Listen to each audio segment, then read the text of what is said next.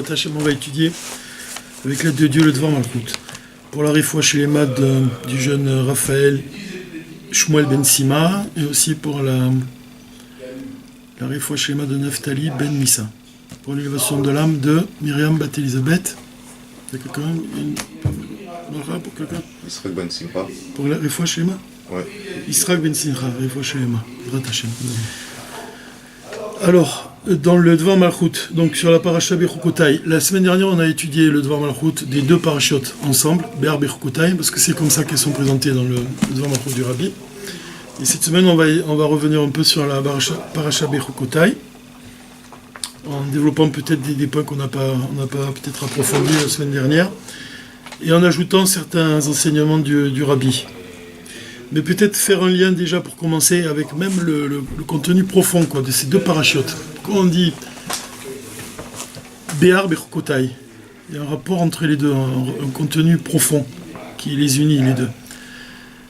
Et ça s'exprime, le lien qui existe entre ces deux parachiotes, il s'exprime aussi dans un enseignement de l'Admor HaZaken sur la paracha Bechukotai, dans lequel l'Admor HaZaken il ramène une malédiction. Il ramène une malédiction. C'est marrant parce que c'est le verset 26 du chapitre 26. C'est marrant parce que 26 c'est la gematria de Yudke Vavke. Là, Yudke Vavke, Be Yudke Vavke. Alors qu'est-ce que c'est cette malédiction? Quand je briserai pour vous le bâton de pain, 10 femmes feront cuire votre pain dans un même four. Et elles rapporteront votre pain selon le poids. Vous mangerez et ne serez pas rassasiés. Donc la malédiction, c'est que 10 femmes, elles vont cuire leur pain dans un même four. Il y aura un four pour 10 personnes. Alors on imagine un peu pourquoi c'est une malédiction, puisque c'est évident qu'il peut y avoir des disputes entre elles et tout. Elles se disputent l'endroit, elles se disputent le four pour cuire leur pain. Maintenant, l'Admor HaZaken, lui, il ne voit pas les choses comme le commun des Juifs, puisque il dit que derrière chaque malédiction, il y a une bénédiction qui est cachée. Pourquoi? Parce que lui-même, il voit les choses à leurs racines. Et que quand on regarde les choses à leurs racines, alors on voit que le bien et le mal, ils sont égaux devant Dieu même. On pourrait donner comme exemple l'exemple de Yitzhak Avinu, quand il a béni Yaakov, croyant bénir Esav. En fait, il était aveugle. Il ne voyait pas. Et pourquoi il voulait bénir son fils Esav alors qu'Esav c'est un rachat? Pourquoi il voulait le bénir? Parce que lui il voit que sa racine, il est loin d'être un rachat. Mais même la racine de son âme, elle est plus élevée que celle de Yaakov. C'est toujours ce même principe, que la racine de l'obscurité, c'est une lumière encore plus élevée que la lumière. L'obscurité cache une lumière plus élevée que la lumière apparente.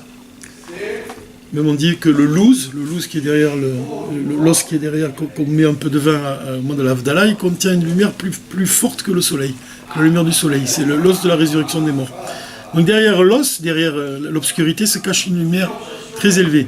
Donc de la même façon, Yitzhak qui représente l'essence divine, face à laquelle le bien et le mal ils sont égaux. Puisqu'il regarde Yaakov de la même façon qu'il regarde Esav. Il les regarde tous les deux à leurs racines. Donc pour lui, le mal et le bien sont égaux. De la même façon, l'Admor HaZaken, dans le Likutei Torah, il explique que la malédiction, toutes les malédictions, elles cachent une bénédiction.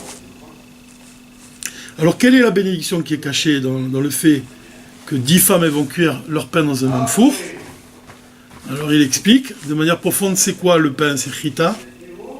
La valeur numérique, c'est 22, de chita. C'est ça? Je ne me trompe pas? 22 comme les 22 lettres de la Torah. Donc le pain, il représente la Torah, les 22 lettres de la Torah. Et qu'est-ce que ça signifie de faire cuire le pain dans un four? C'est les 10 femmes qui font cuire leur pain. Les 10 femmes, elles représentent les 10 forces de l'âme. Et le four, c'est le feu dans lequel cuit le pain, c'est la Torah. Ça veut dire que quand on étudie la Torah au moyen des 10 forces de notre âme, en réveillant, c'est quoi au moyen des 10 forces de notre âme? C'est le principe selon lequel les forces de l'intellect elles vont faire naître dans le cœur l'amour de Dieu. Donc les 3 forces de l'intellect, Chokhmah, Bina, Da'at, elles font cuire les 6 émotions, et même Malchut, l'action, ça fait 7. C'est les 10 forces de l'âme. Quand tu dis la Torah, mais vraiment au moyen des 10 forces de ton âme, ça veut dire que quand tu médites à la grandeur de Dieu, quand tu étudies avec force, pas que tu étudies simplement de manière superficielle, comme il dit Rabbi Rayat souvent, il raconte que les chassidim ils sont capables de s'asseoir et de méditer un concept divin pendant de longues minutes. Et ils font naître comme ça un sentiment dans le cœur. Et alors ce sentiment-là, en fait, il vient de quoi? Il vient du feu de l'âme divine. Comme c'est écrit dans le Tanya.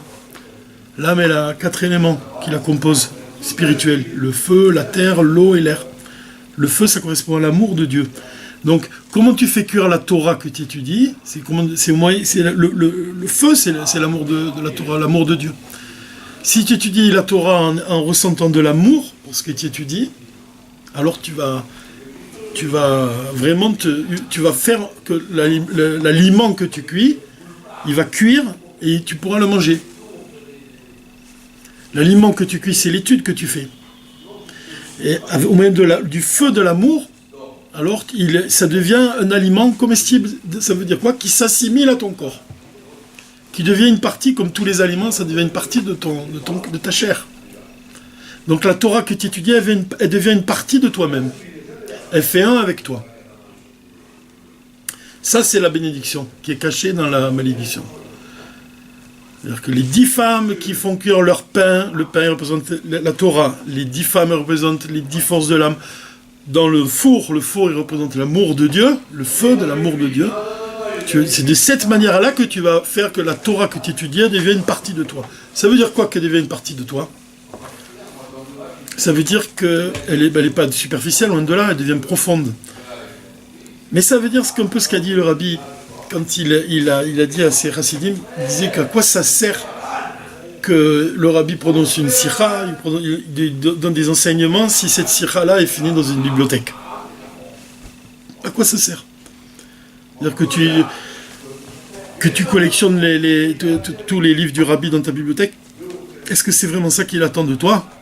C'est sûr qu'il faut dans sa maison avoir des livres de Kodesh, mais dans quel but? C'est dans le but d'agir. C'est ça les 10 forces de l'âme. Ça commence par les 3 forces de l'intellect. Ensuite, du cerveau, ça descend dans le cœur. Mais ensuite, dans le cœur, ça descend dans la 10e force. Dans Malchut, c'est l'action. C'est ça qui est important. C'est quand tu cristallises ton étude par une action. Comme le mot cristal. Cristal, c'est le passage d'un état à un autre état. Donc tu passes de l'état spirituel à l'état matériel. Ça devient le spirituel, il va s'habiller dans un acte matériel. C'est ça. Il faut que le spirituel, il trouve un écho dans la matière. C'est comme une voix qui résonne, une voix qui est renvoyée par la paroi d'une rocheuse. C'est l'écho. Il faut que la voix de Dieu, elle pénètre à l'intérieur de la matière. De la matière qui est quoi? Dans l'action matérielle. Donc c'est ça la bénédiction, la bracha, c'est celle-là. 10 femmes feront cuire leur pain dans un même four. Ça veut dire quoi? Ça veut dire que ta Torah, elle va finalement elle va se cristalliser dans de l'action qui est concrète. Elle devient une partie de toi. Ça devient même... de dire ton existence, c'est ça qui est beau dans l'exemple, dans l'enseignement du Rabbi, c'est qu'il dit que ça devient tellement une partie de toi que si on t'enlève, Dieu préserve ta Torah, c'est ta vie qu'on enlève. Elle est indissociable de toi, de ta vie. Si on te prend ta Torah, c'est à ton être qu'on touche. Ça touche le plus profond de ton être, c'est une partie de toi-même. Alors, ce principe-là, il s'accorde aussi avec une idée qui est importante. C'est que la Torah, elle fait un avec Dieu et elle fait un avec Israël. En fait, c'est la déclaration de Rabbi Shimon, non? Torah, Israël et l'Éternel font un. Même plus que ça, tu peux dire l'essence divine, l'essence de la Torah et l'essence de l'âme de chaque juif, ça fait un. Et ça s'exprime dans un exemple, et c'est vraiment qui vient de la paracha Bechukotai. C'est Bechukotai, ça vient du mot aussi, ça s'apparente au mot Chakika, ça veut dire la gravure. C'est-à-dire que les lettres de la Torah, elles sont gravées dans la pierre. Mais gravées de quelle manière? C'est qu'elles traversent toute la profondeur des tables. Table de l'Alliance. D'ailleurs, il y a deux lettres qui sont... Le Samer est le même, on a souffert, qui tiennent par miracle. Le Samer est le même, parce que si tu vois la pierre qui allait au centre du Samer, elle était en suspension dans l'air. De la même façon, le même sophite, elle était en suspension. C'est deux lettres qui tenaient par miracle. D'ailleurs, c'est pour ça qu'on voit que les tables de l'Alliance, c'est un acte divin. Donc les lettres, elles font un avec la pierre. Ça veut dire que les lettres, elles se fondent dans la pierre, et la pierre, elle se fonde dans les lettres.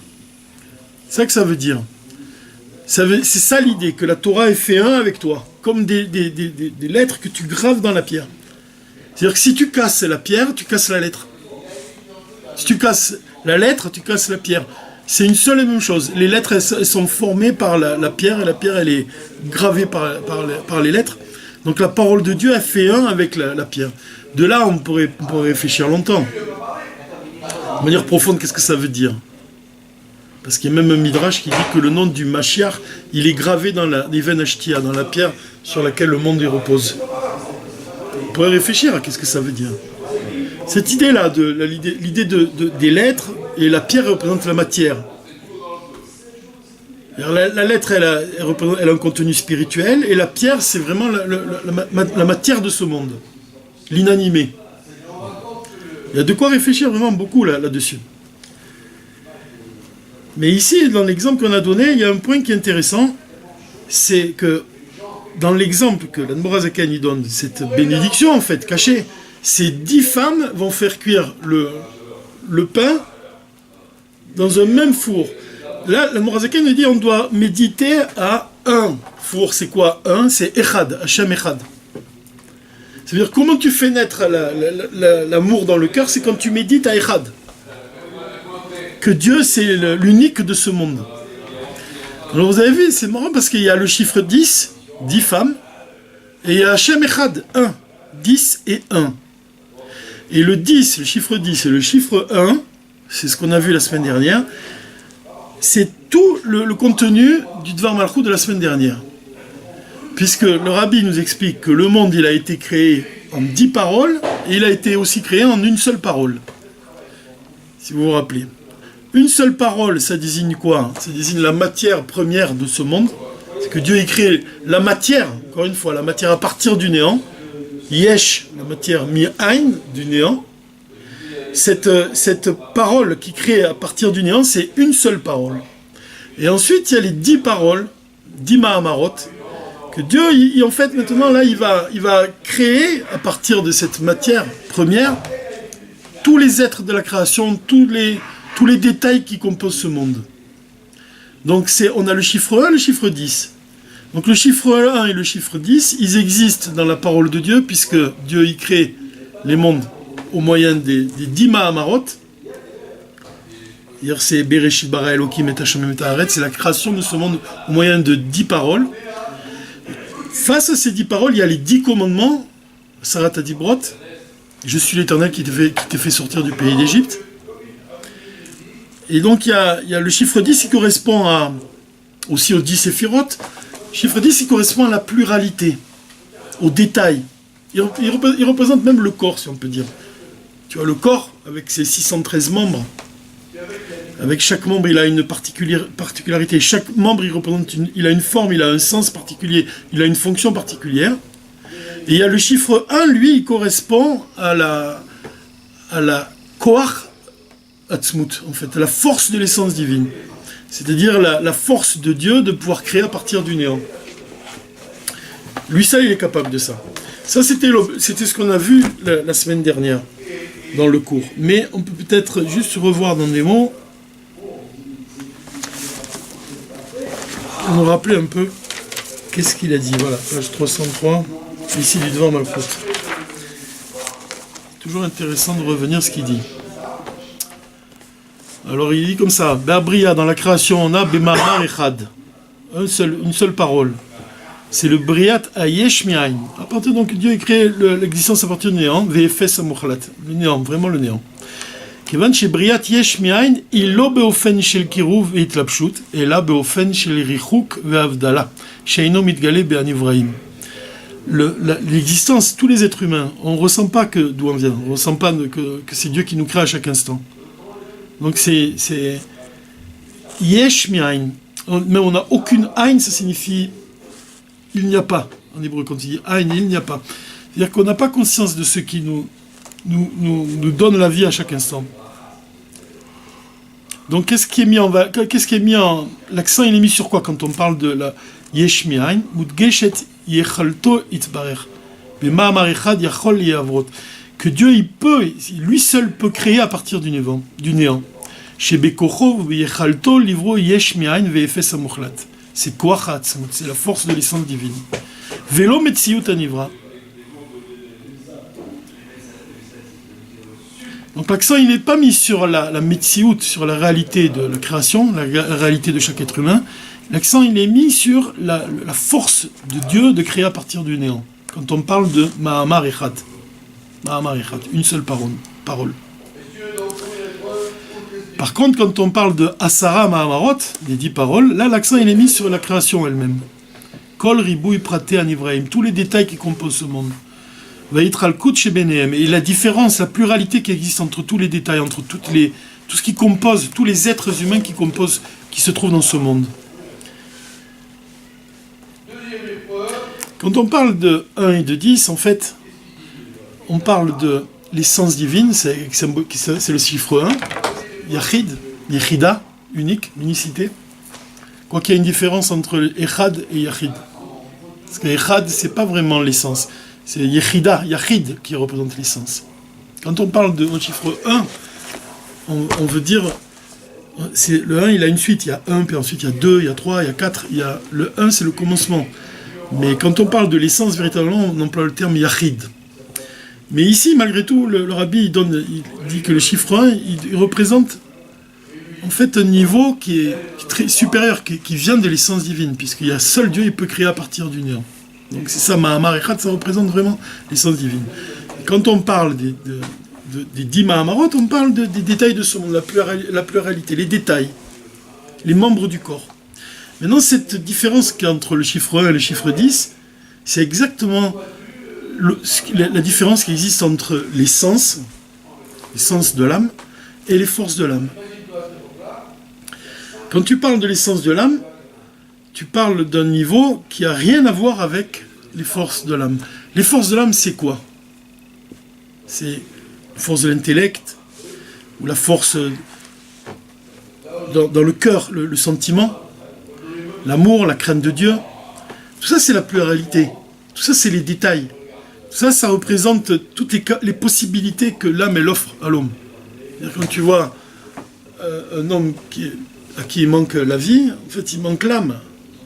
L'âme, c'est une âme de vie qui vient vivifier, qui vient donner la force de vision dans l'œil, la force de l'audition dans l'oreille, la force de parler dans la bouche, la force de marcher dans les jambes.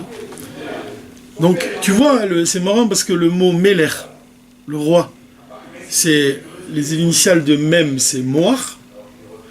Lamed, c'est lève, le cœur. Moar, c'est le cerveau. Lamed, c'est lève, le cœur. Et Chaf, c'est Kaved, le sang. Ces 3 niveaux-là, ce sont ils correspondent avec les forces de l'âme. Les forces de l'âme qui s'habillent dans le cerveau, Moar.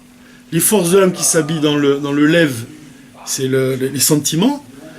Et les forces de l'âme qui s'habillent, la vitalité du corps, c'est dans le sang, et le sang, c'est dans le foie. Donc c'est le Meler qui représente la partie de l'âme qui s'habille dans le corps. Mais en fait, un roi, il a une couronne. Et cette couronne-là, elle est au-dessus du corps. Elle n'est pas dans le corps, elle ne s'habille pas dans le corps. Elle est posée au-dessus du corps. Alors elle correspond chez l'homme à l'essence de son âme. C'est la partie de l'âme qui ne s'habille pas dans le corps. Et même, tu peux dire, chez Dieu, l'essence divine, c'est la séphira de Keter, qui surplombe l'enchaînement des mondes. Keter, c'est la couronne. Donc le rabbi, il parle toujours du rapport qui existe entre le roi lui-même et la couronne, c'est qui est au-dessus. C'est-à-dire, le roi lui-même, ça correspond à la partie de l'âme qui s'habille dans le corps, les forces qui sont révélées, les forces de ta âme qui sont révélées, c'est-à-dire ce qui anime ton corps, ce qui anime ton cerveau, ce qui remplit ton cœur, ce qui donne la vie au membre de ton corps, la vitalité du corps. Et la couronne, elle représente les forces de l'âme qui sont au-delà de l'intellect et au-delà de la raison. Ces 3 forces qu'on a énumérées, sans ces 3 forces, il n'y a pas de vie. Ah ben non, il n'y a pas de vie, non, c'est clair. Pas de vie spirituelle, donc il n'y a pas de vie. Non, il n'y a pas. C'est essentiel. Les forces qui s'habillent dans le corps, c'est ce qui donne la vie au corps. La vie même à l'esprit et au corps. Ça donne force, ça te permet de marcher, de vivre, de respirer. C'est toutes les forces de l'âme qui s'habillent dans le corps. Mais seulement, c'est ça qui est intéressant dans la chassidoute, c'est que ça ne se limite pas à ça, un juif. Un juif, sa vie ne se limite pas à cette vie-là. C'est pour ça que le Rabbi Yekutiel Lippler, quand la Mourazaken il a béni pour avoir une longue vie, il a dit, ça ne m'intéresse pas d'avoir une vie qui se limite à une vie animale, physique. C'est comme ce qu'on avait dit pour le Modéani. Voilà, Modéani, il a dit, c'est quoi? Que c'était pas juste, tu m'as rendu mon âme, mais voilà. Pour en faire quoi? Si c'est juste une âme d'animal, j'ai rien à faire avec ça. Voilà, mais pourquoi? C'est une âme de juif. Voilà, c'est ça. Je remercie Dieu qui m'a donné une âme juive. Que tu m'as donné une fonction juive. Voilà. Que si sans ça, c'est ça. Le Modéani, il sert à rien. C'est ça. Donc ça, en fait, cette âme juive qu'il a, c'est quoi la différence entre... c'est infini, mais qu'est-ce qui caractérise la vie d'un juif, de la vie de quelqu'un qui n'est pas juif? C'est justement la partie de cette âme qui ne s'habille pas dans le corps. Que la partie de cette âme-là qui ne s'habille pas dans le corps, c'est ça le chiffre 1, quelque part. Et la partie de l'âme qui s'habille dans le corps, c'est ça le chiffre 10. Alors, il y a un enseignement que le Rabbi il rapporte ici, qui vient du Sefer HaYetzira. Dans le Sefer HaYetzira, il y a écrit comme ça, il y a écrit Imratz Lipra Shov. On dit Shov. Où c'est que c'est écrit la suite? J'ai oublié un truc. Shov Lechad. Si ton cœur Imratz Lipra, si ton cœur il court, tu dois Shov Lechad, tu dois revenir au Echad. Qu'est-ce que ça veut dire?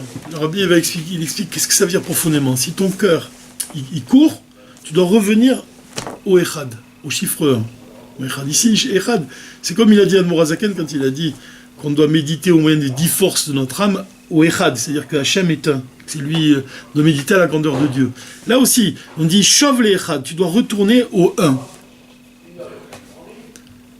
Qu'est-ce que ça veut dire de manière profonde? Parce qu'en général, quand on parle de Ratzov et Shov, c'est ça, Imratz Lipra, si ton cœur il ratz, il court, ça veut dire quoi? Si ton âme, elle s'élève, et elle a envie de quitter le corps pour retrouver sa source, c'est-à-dire si elle a envie de connaître l'extase, comme les enfants d'Aaron qui sont partis parce que leur âme, elle connaissait l'extase, elle a quitté leur corps, que Dieu nous en préserve. Mais les grandes sadikim, ils peuvent connaître aussi l'extase. Ça vient d'où l'extase? Ça vient de, si tu médites à Echad, si tu médites à la grandeur de Dieu, tu peux ressentir un amour tellement fort pour Dieu, que comme cet amour, il est comparable à une flamme qui s'élève vers le haut, qui veut retrouver sa source et qui quitte la mèche. La mèche, elle n'arrive même pas à la retenir cette lame. Donc là, on te dit Ratzov et Shov, on te dit à ce moment-là, tu dois Shov, l'âme, elle doit rester dans le corps. C'est ça, Ratzov et Shov. C'est-à-dire qu'un juif, il a toujours, comme on a dit ici, comme on dit, il y a une partie de son âme qui s'habille dans le corps, mais il y a une partie de son âme qui est liée à Dieu de manière véritable, et que celle-là, elle est toujours, bien qu'elle soit liée à Dieu, elle aspire toujours à s'élever et à s'unir à Dieu davantage. Donc elle entraîne avec elle l'âme qui est dans le corps. Et à tel point que même l'âme qui est dans le corps, Dieu préserve, quitter le corps. C'est pour ça qu'on dit, il y a le concept de Ratzov et Shov. C'est quoi Ratzov et Shov? Ça veut dire que tu dois, quand tu ressens un amour pour Dieu tellement fort, que tu dois faire en sorte que tu dois revenir dans des kélim. C'est quoi un kéli? Un récipient.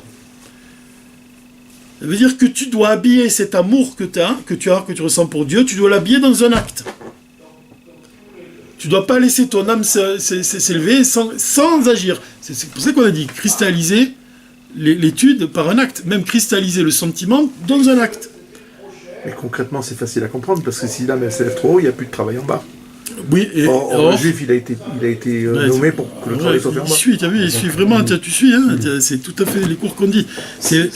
La demeure fait un demeure pour Dieu. Sinon, c'est le tzaddik, mais le tzaddik... Même pas, le tzaddik, il a conscience qu'il doit faire une demeure pour Dieu. Donc c'est pour ça que lui, il a toujours ce sentiment de chauve, de ratso, on s'élève, mais il attire ensuite ce sentiment chauve dans ce monde. Il doit faire une demeure pour Dieu. Ça veut dire que ce sentiment-là qui le pousse vers le haut, cet amour de Dieu qui pousse son âme à s'unir à Dieu et à quitter le corps même, il va se servir de cette force-là dans le monde. Et il va habiller cette force-là dans le monde. Ça veut dire que l'acte, il va plus être le même. C'est-à-dire que l'acte, tu vas sentir même quand dans ce monde matériel, le désir de Dieu dans le monde matériel. Il faut que je me souviens, il y a mon Rav, il s'appelle le Rav Eisenbach, Yitzhak Tzvi Eisenbach, à la Shalom. Il est niftar au Yisroel Chag Shavuot, donc c'est dans pas longtemps. C'est le Yahrzeit de mon Rav, donc. Et je me souviens, une fois, il est venu chez moi, c'était pour mon anniversaire, ou je sais plus, je me rappelle plus très bien l'occasion, parce qu'il est venu plusieurs fois, dans Hachem. Et une fois, je me souviens, il était assis comme ça à table, et puis il regardait les murs, et puis sur les murs, j'ai mis des tableaux que je peins du Rabbi. Et il a dit, en partant, il m'a dit, les murs de ta maison, elles crient le désir du Rabbi, de voir le Rabbi, tu vois. Et je me suis dit, c'est ça faire une demeure pour Dieu. Il faut que les murs de ta maison, ils crient le désir du dévoilement divin. Tu vois un peu ? Ça doit respirer dans ce monde-là. Ce monde, il doit respirer le désir de Dieu. Parce que le Rabbi, il explique que un juif, au fond de lui, il désire Dieu, le dévoilement de Dieu. N'importe quel juif, même celui qui n'est pas encore religieux, même celui qui fait pas Shabbat, celui qui prend la voiture à Shabbat, n'importe quel juif. Au fond de lui, qu'est-ce qu'il attend ? Le dévoilement de Dieu.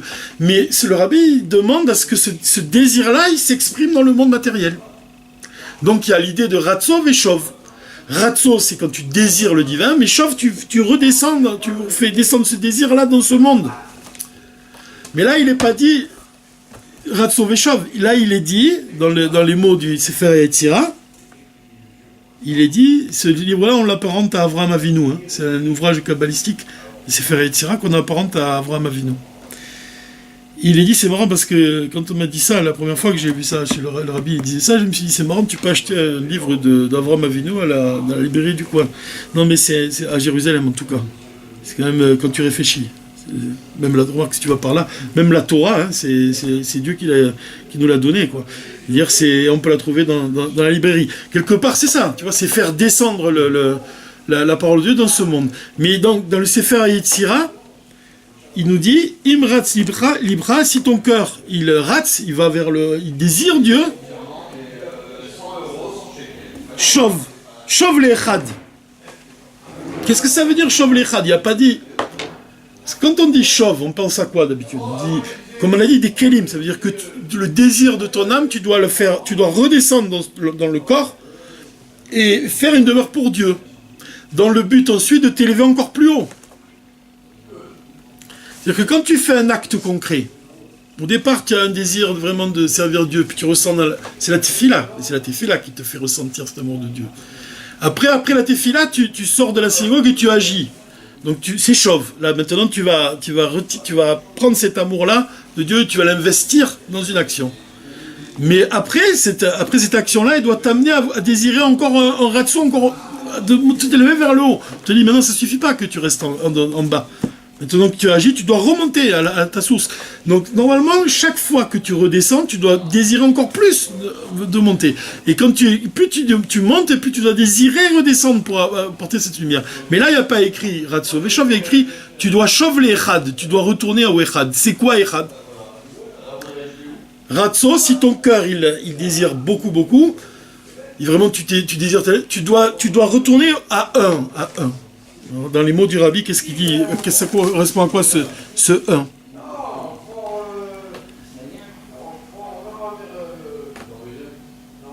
Adraba, à Avoda chez Balev, on voit que le travail qui est dans le cœur, c'est Ratso Veshov. Pourquoi? Tu vois, le battement du cœur, c'est Ratso Veshov. Il bat, le cœur qui bat, c'est Ratso Veshov. Boum, boum, boum, boum. Lech Lecha même, ça fait penser au battement du cœur. Lech Lecha, Lech Lecha. Mouvement du haut vers le bas, du bas vers le haut. C'est un cœur qui bat. Donc tu vois que les battements du cœur, ils correspondent à ça. Ratso Veshov. Un désir vers le haut, et puis ensuite de redescendre, faire une demeure pour Dieu ici, dans ce monde.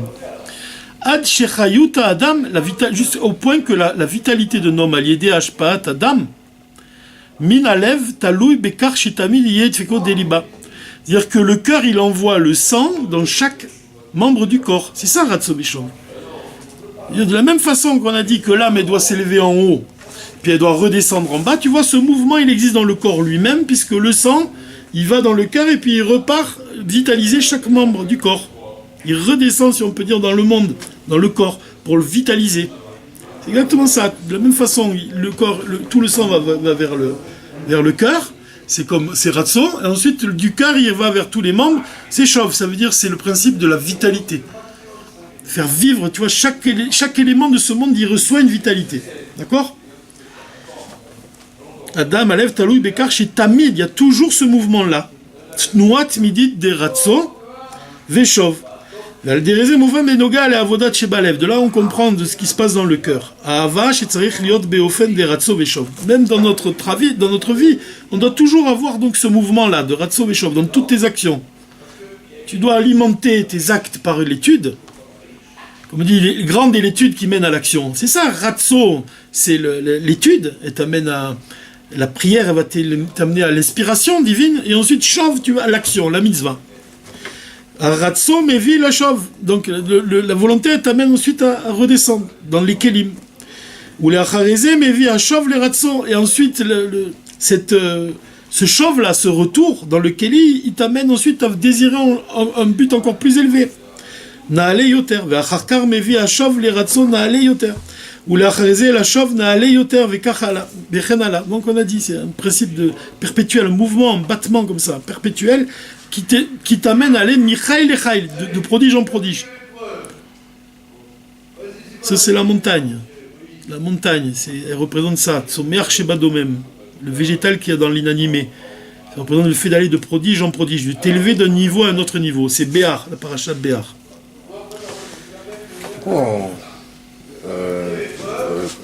L'idée de Ratso, c'est faire Hachem, et Echad, c'est concrétiser ça par un acte. Pourquoi on utilise le mot Echad? Attends, on va le voir maintenant. On a dit... Non, Shov, c'est concrétisé par un acte. Echad, on n'a pas dit encore ce que c'était. Shov, Ratso et Shov, c'est par un acte, les Kelim. Mais il va dire maintenant qu'est-ce que c'est Echad. Shov le Echad, on va voir maintenant ce que c'est. On y arrive. Shov le Echad, Madgish, ça vient mettre l'accent chez Ashov Tsarich Liot, les Davar Echad, Veyachid. C'est-à-dire qu'on doit désirer une chose, Echad, unique. L'ol et ribouille, mais pas une multitude de choses. Une seule chose. Shov le Echad. Va'afilou lo shtet nuot de Ratso Veshov. Mais même pas, apparemment, c'est même pas Ratso Veshov que tu dois désirer. C'est même pas le Shov que tu dois désirer. C'est même pas redescendre dans ce monde. C'est autre chose. C'est quoi? Shlemut Avoda, c'est quoi la perfection du service divin? Dafka mitoch menucha, c'est le repos, le Shabbat. La shlemut, la perfection de ton action, c'est quand tu ressens un repos, menucha. C'est quoi le repos? Ça va être le sujet du Dvar Malchut de la paracha Bezrat Hashem la semaine prochaine, Bamidbar. C'est quoi le repos? C'est quoi le repos de l'âme d'un juif? Quand est-ce qu'il vraiment il peut ressentir le repos? C'est quand il comprend pourquoi il est là. Quand il comprend pourquoi, le sens de sa vie, le sens de ses actions, le sens de ses pensées, le sens de ses paroles. En fait, c'est ça. Shov le Echad, c'est ça. C'est-à-dire que même dans une situation où il y a des changements, où il y a des mouvements, où il y a une Ratso Veshov, comme on a dit, sans arrêt, des mouvements, même là, il doit ressentir le repos. Menucha. Et comment il peut ressentir ça? C'est quand il ressent la volonté de Dieu. Ratson Echad. C'est une volonté, ça echad. Ratson echad, la volonté de Dieu. A kavana vetachlit achat. Il y a une seule kavana. Bechol prate avodot. Dans tous les détails. C'est pour ça même qu'il dit, le rabbi, il dit que quand quelqu'un qui accomplit une mitzvah, il n'est pas tour d'une autre mitzvah. Pourquoi? Parce que les mitzvot, en fait, elles ont tous une même volonté. C'est la volonté de Dieu. Donc tu n'es pas tour, tu es exempt d'une autre mitzvah parce qu'en fait, tu fais la volonté de Dieu. Et la volonté de Dieu, c'est la même pour toutes les mitzvot. Elle s'exprime dans des choses différentes. Tu vois, chaque mitzvah, elle est différente de l'autre. Mais c'est la même volonté, c'est la volonté de Dieu, de résider dans ce monde. Qui s'habille dans une mitzvah, puis dans une autre mitzvah, dans une autre mitzvah. Donc c'est ça, le 1 et le 10, tu vois. Le 1, il représente la volonté de Dieu.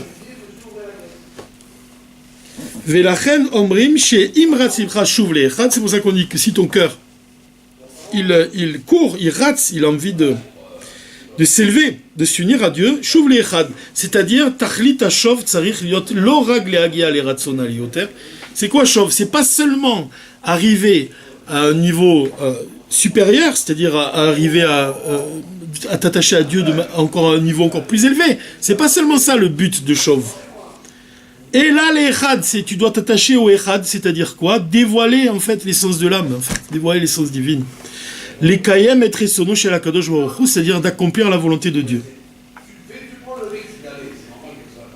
Zot omeret shehu margish, à ce moment-là, un juif, il ressent Loet shinu yatnu adilibo, il ressent pas les mouvements de son cœur. Ratso ou Shov, c'est pas ça qu'il ressent. Et là, im et kiyum retsono chez la Kadosh Baruch Hu. Il ressent qu'il accomplit la volonté de Dieu.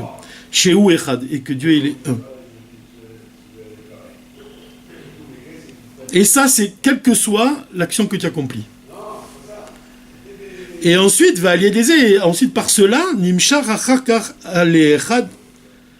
Gam et praté à vos dots ou praté à ton à lèvres, ratso veshov. Et ensuite, tu peux même faire descendre ce sentiment-là dans les détails de tes actions, dans les détails de ta vie.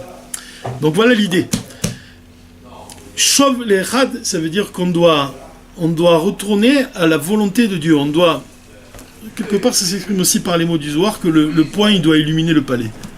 Il est écrit comme ça, que le poing, il doit illuminer le palais. Comme le palais, c'est le Kodesh HaKodashim, le poing, c'est l'arche de la Torah.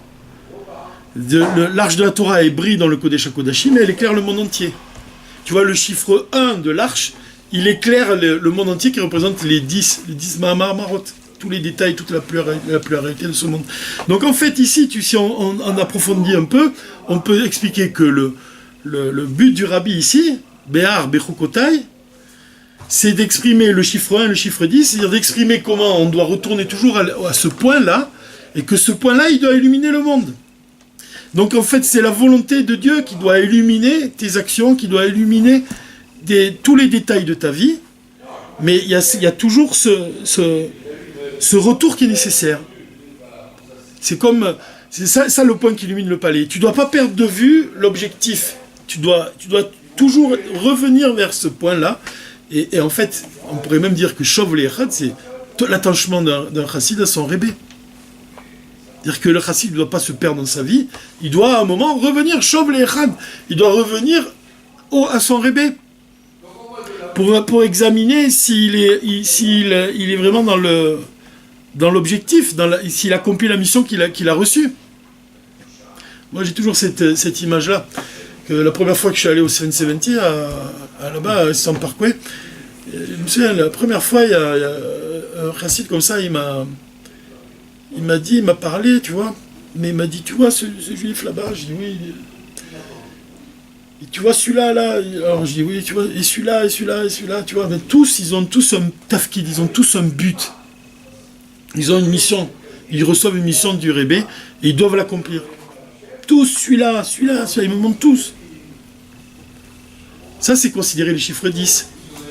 Et le chiffre 10, tel qu'il est uni au chiffre 1, c'est-à-dire qu'ils ont tous une mission, ils ont tous Shov Le'echad. C'est comme les 10 forces de l'âme qui doivent cuire le pain, leur pain dans un même four. Dans un Echad, dans un même four, ça veut dire les 10 forces de l'âme, elles doivent méditer à Echad. C'est-à-dire que le mauvais penchant, il s'amuse toujours à vouloir nous détourner de ces chiffres-là, du chiffre 1. Ça, c'était un point donc, qui était important. Et il y a un deuxième point qui est intéressant peut-être, et on peut finir là-dessus. C'est au sujet de l'essence. Au sujet de l'essence divine. Quand on parle de l'essence divine, puisque ici on a dit c'était le chiffre 1, que l'essence divine elle doit illuminer les 10 forces de l'âme. C'est ça hein, en fait. C'est ça qu'on veut dire. On veut dire que que les 10 femmes méditent à 1, c'est-à-dire tu peux l'expliquer aussi que 1 il représente l'essence de l'âme et les 10 forces de l'âme elles reçoivent de l'essence de l'âme. C'est-à-dire que l'essence de l'âme elle est cachée chez nous. Autant elle est révélée chez le Rébé, chez les tzadikim, autant chez nous-mêmes elle est cachée. Mais on doit la dévoiler. Comme il dit le Rabbi Nachman de Breslev, rien n'est plus parfait qu'un cœur brisé. Ça s'accorde avec l'enseignement du Rabbi, selon lequel comment on révèle l'essence de l'âme, c'est en ayant le cœur brisé, de l'absence du Mashiach. Ça c'est écrit dans le Mahamar de Vatat et Tsavé. Si tu as le cœur brisé, c'est-à-dire que tu médites au Echad, avec les 10 forces de ton âme, entre parenthèses, Bati les Gani, je suis venu dans mon jardin. Gan, c'est combien la valeur numérique de Gan? C'est 53. C'est les 53 parachutes de la Torah, tu pourrais dire. C'est aussi les 53 chapitres du Tanya. Mais il y a 10 en plus, puisque les Gani, c'est la valeur numérique de 63. Donc il y a 10 en plus à 53. Tu pourrais dire que le 10, il représente les 10 forces de l'âme. Si tu travailles, tu étudies les 53 chapitres du Tanya, avec les 10 forces de ton âme, alors bâtis les gagnés. Alors Dieu, il se révèle dans ton gan, dans ta vie. Ça devient ton gan. Le monde, il devient la demeure pour l'essence de Dieu. Maintenant, il y a un point qui est vraiment intéressant, qui est développé par le Rabbi. On va essayer de le dire assez rapidement. Le Rabbi, il explique comme ça. Il dit dans Nash el Torah Chassidut, il explique que l'essence de l'âme, on ne peut pas la considérer comme la source des niveaux de l'âme. On ne peut pas la considérer comme la source de l'intellect ou la source des sentiments. C'est pas une source. L'essence de l'âme, c'est pas la source de l'âme. C'est-à-dire qu'on a parlé de l'âme qui s'habille dans le corps, et on a parlé de la partie de l'âme qui s'habille pas dans le corps. C'est l'essence de l'âme. On a dit qu'elle est comparable à la couronne, peut-être. Et l'âme qui s'habille dans le corps, c'est le roi lui-même, puisque on a dit Meler, Moar, Lev, Kaved. Est-ce que tu peux dire que l'essence de l'âme, c'est la source des forces de l'âme? Le Rabbi, il dit non. On peut pas. C'est beaucoup plus que ça. C'est pas la source. Alors il y a un exemple qui peut nous aider. J'ai trouvé un exemple ici dans le Sefer du Rav Yossi Ives, dans le Seder Ishtalshelut. Il ramène un enseignement du Rabbi Rachab. Et il explique comme ça. Il dit, quand on parle de la lumière d'Or Ein Sof, c'est-à-dire la lumière qui émane de Dieu, cette lumière-là, comment il dit? Il dit, Béhémet, est-ce qu'on peut dire que la lumière qui vient de son essence, est-ce que lui-même on peut l'appeler Ein Sof? Est-ce que Dieu on peut l'appeler Ein Sof? Quand on veut parler de Dieu dans le langage même kabbalistique, on dit Ein Sof. Il n'a pas de fin. Alors il dit, en fait, d'après l'étude qu'il fait, il dit, d'après les Mahamarim, à la lumière des enseignements du Rabbi, non. Parce que si tu dis de Dieu qu'il est Ein Sof, c'est-à-dire qu'il n'a pas de fin, mais tu le limites. Pourquoi? Parce qu'il n'a pas de début non plus. Il n'a pas de début. Donc Ein Sof, c'est limité. Il n'y a rien qui peut définir l'essence divine. Il n'y a rien. Pourtant, on l'appelle Maor, on dit de Dieu, même le Rabbi lui-même, dans le discours chassidique, vous savez, il parle de Dieu, il dit le luminaire, Maor. Pourquoi on l'appelle Maor, Dieu, quand on parle de Dieu? Pour désigner l'essence de Dieu, Atzmuto, ou Mauto, l'essence divine. Quand on parle de Dieu lui-même, on dit le luminaire, Maor. Parce qu'on le limite, il dit. Pourquoi on le limite? Parce que tu le limites à quoi? À être la source de la lumière. C'est ça, Maor. Hein? Tu dis, en fait, c'est la lumière qui est infinie de Dieu, Or Ein Sof, elle vient du luminaire, elle vient de Dieu. C'est lui de lui qu'émane cette lumière-là, d'Or Ein Sof. C'est vrai. Mais tu le limites, en fait. à Mahor. Il n'est pas seulement, on ne peut pas le limiter à seulement à de la lumière. Il est autre chose. Il n'y a rien qui peut le définir vraiment. Il n'y a rien. Pourtant, chaque terme qu'on emploie, il vient nous apprendre quelque chose. Alors quand on parle dans les mots, regardez comment il dit. On ne peut pas dire de l'essence de Dieu que Ein Sof, ce terme-là, parce que c'est le limité, parce que l'essence de Dieu, l'autre est là. Il n'a pas non plus de début. Et que ce niveau-là, le fait qu'il n'a pas de début, qu'il n'y a rien qui le précède, c'est encore plus élevé que le dire qu'il n'a pas de fin. C'est quand tu réfléchis. Quand tu médites à ça, c'est très dur à comprendre. C'est impossible à comprendre. Alors, quel est le terme qui peut... Quel est l'exemple? Quand on parle d'Or Ein Sof, on parle de quoi? On parle de, par exemple, pour définir, pour expliquer, on parle de lumière divine. Alors, quel exemple on prend? Dans le Tanya, on parle de la lumière du soleil, un rayon de soleil. Ouais. On te dit, un rayon de soleil, c'est la lumière, tu pourrais dire que c'est le rayon de soleil, le rayon de lumière, ça correspond à la partie de l'âme qui s'habille dans le corps. C'est un reflet de l'essence divine. C'est vrai? On dit ça. Et quand on dit Mahor, le luminaire, on dit que c'est le mot qui est employé pour dire l'essence de l'âme, par le rabbi. Tu vois? Yechida, l'essence de l'âme, c'est Mahor, le luminaire. C'est-à-dire c'est la partie de l'âme qui ne s'habille pas dans le corps. Et quand tu parles de la partie de l'âme qui s'habille dans le corps, c'est le rayon de soleil.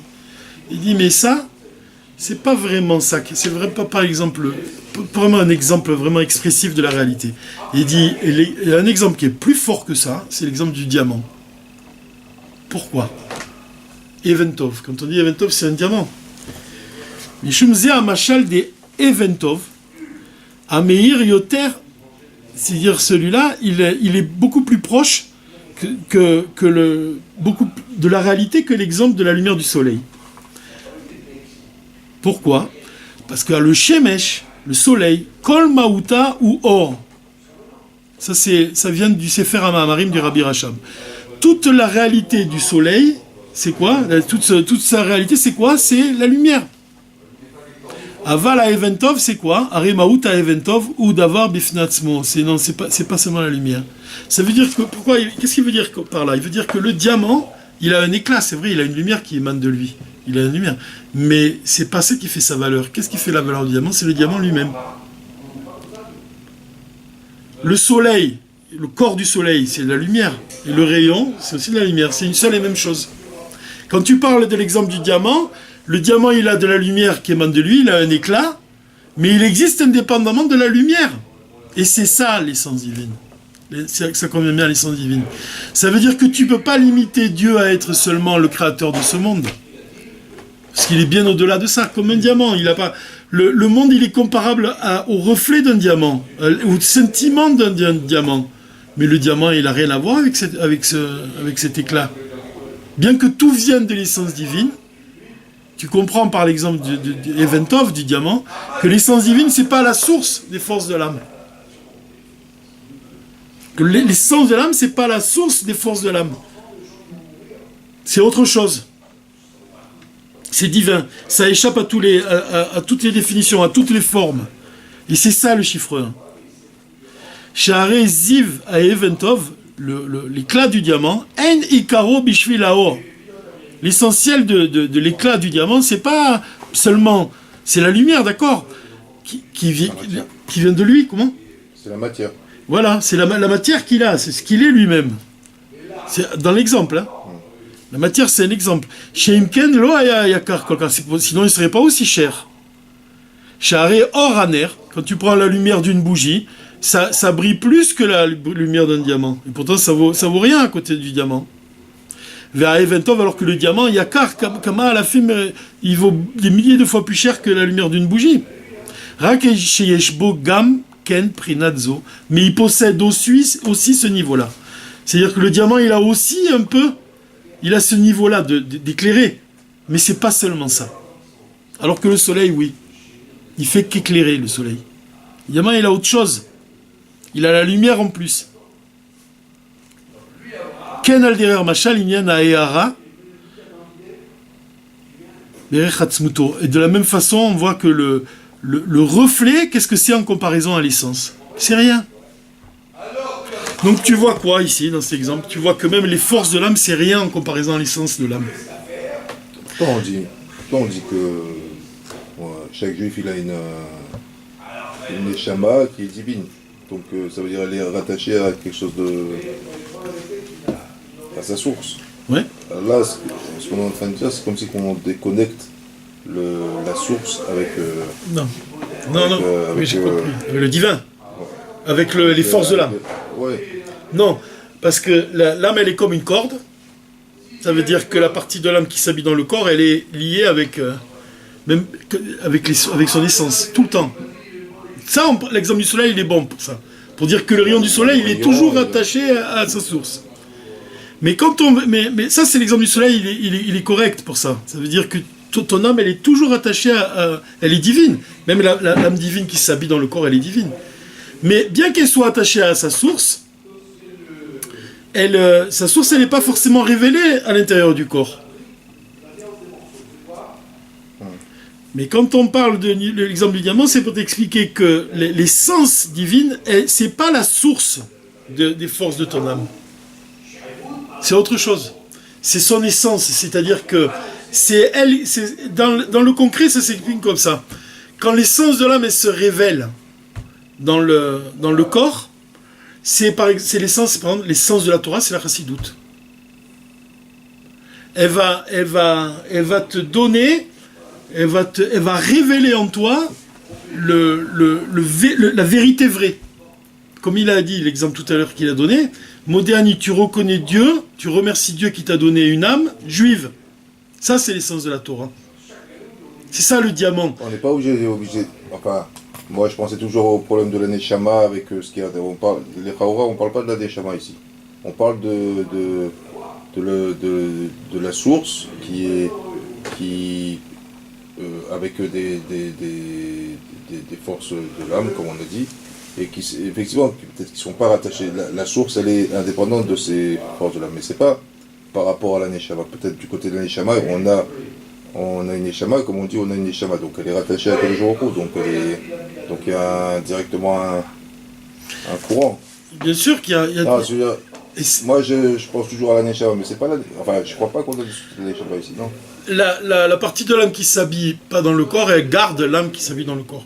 Mais l'essence de l'âme, elle représente pas, elle n'est pas la source de l'âme, elle est le divin. On peut dire que chaque partie de l'âme, la Neshama, c'est les forces de l'intellect, c'est comme un reflet de ce diamant. Et l'essence de l'âme, elle représente le diamant lui-même. Alors ça veut dire il y a un côté où on est détaché, il y a un côté qui... Il y a un côté où on est détaché parce qu'effectivement, l'essence de notre âme, elle n'est pas révélée en nous. Bien qu'elle soit attachée, elle est là, elle est partout, l'essence. Il n'y a pas un endroit où elle n'est pas là. Elle est dans tous les niveaux de l'âme, mais elle n'est pas révélée. Elle ne se révèle pas. C'est pas rien qu'elle ne soit pas révélée, mais l'essentiel c'est qu'elle soit attachée. Elle est rattachée, elle demeure toujours attachée. Mais non, le but c'est de faire, quand on dit de faire une demeure pour Dieu, c'est de révéler l'essence dans le... C'est pas la même chose qu'on révèle. Quand on dit qu'on révèle... Si on disait que l'essence de l'âme c'était la source des forces de l'âme, ça veut dire qu'il y aurait un rapport entre l'essence de l'âme et l'intellect, par exemple. Mais c'est beaucoup plus que ça qu'on révèle. C'est pas que... Non, sans parler d'intellect. Quand on parle de la Neshama, on n'est pas obligé de parler spécialement de l'intellect. On a une Neshama, on ne sait pas la Neshama qu'on a dans nous. Mais on a une Neshama. Cette Neshama, elle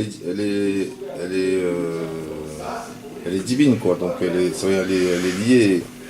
Mais on a... Quand on dit, bien sûr qu'elle est divine. Mais... Hachem, Kuchaveru, et Torah et Israël, c'est Echad. Ça veut dire on est tous... Mais ça veut... Bien sûr, mais quand on révèle l'essence, c'est un autre niveau du divin qu'on révèle. C'est un niveau beaucoup supérieur. C'est ça, Chauve les Echad. C'est la volonté de Dieu qu'on révèle, vraiment. C'est pas dans les détails. Justement, c'est ça tout le sujet, c'est ça. Quand tu parles de Neshama, tu parles du chiffre 10, tu parles de la pluralité, tu parles des détails, tu parles des formes différentes, telles que la Neshama, l'âme divine, elle s'exprime dans ce monde dans des choses qui sont différentes, dans plusieurs niveaux, dans plusieurs sujets. Mais quand on révèle l'essence, on révèle la volonté de Dieu, on révèle, parce que l'essence de l'âme, elle est liée avec l'essence divine. Donc on révèle l'essence divine, vraiment la volonté de Dieu, ce qu'il veut vraiment, ce qu'il veut véritablement. Et même ça s'exprime dans chaque chose, comme dans le Pardes. Le Pardes, ça représente le Pshat, le Remez, le Drash, les autres, différents niveaux de la Torah. Mais quand tu révèles l'essence de la Torah dans le Pardes, ça veut dire que tu vas donner un sens nouveau au Pshat. Tu vas voir Rashi de manière différente, tu vas voir la Kabbale de manière différente, parce que tu vas avoir l'éclairage de l'essence. Et de la même façon que l'essence de l'âme, elle illumine les différents niveaux de l'âme, tu vois que l'essence de la Torah, elle illumine les différents niveaux de la Torah, et quand l'essence de Dieu, elle se révélera dans ce monde, c'est comme une Torah nouvelle sortira de moi. Ça veut dire que l'essence de Dieu va se révéler dans la matière de ce monde. C'est quoi? C'est quoi alors? C'est que tu vas voir la parole de Dieu dans ce monde, dans la matière qui se cache. Tu vas voir que le monde, c'est la volonté de Dieu, c'est ça, chauve les echad. Mais c'est un sujet qui est vaste. Avec l'aide de Dieu, la semaine prochaine, on étudiera Bamidbar et on expliquera ce principe-là qu'on a parlé ici un peu. On va attacher le maquette de Dieu.